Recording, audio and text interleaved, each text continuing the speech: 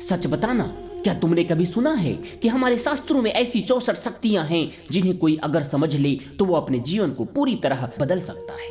इन शक्तियों को कहा जाता है 64 योगनियां।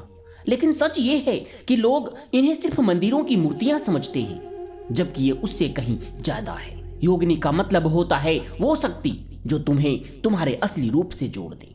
अब सोचो, हमारे अंदर कितनी तरह की भावनाएं होती है। गुस्सा होता है, डर होता है, लालच होता है, साहस, प्रेम और ज्ञान होता है। शास्त्र कहते हैं कि ये सब अलग अलग ऊर्जा हैं और इन्हीं 64 ऊर्जाओं को ही योगनियां कहा जाता है।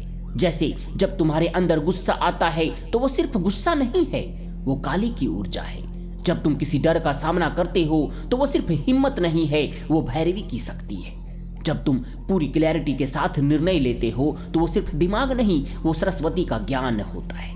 मतलब साफ है कि भगवान बाहर नहीं, तुम्हारे अंदर ही बैठे हैं। इसलिए पुराने समय में तंत्र साधक 64 योगिनी मंदिरों में जाते थे जो खुले आसमान के नीचे बने होते थे, क्योंकि वो जानते थे कि ये शक्तियां किसी एक मूर्ति में बंद नहीं है, ये पूरी प्रकृति में फैली हुई है और सबसे ज्यादा इंसानों के अंदर।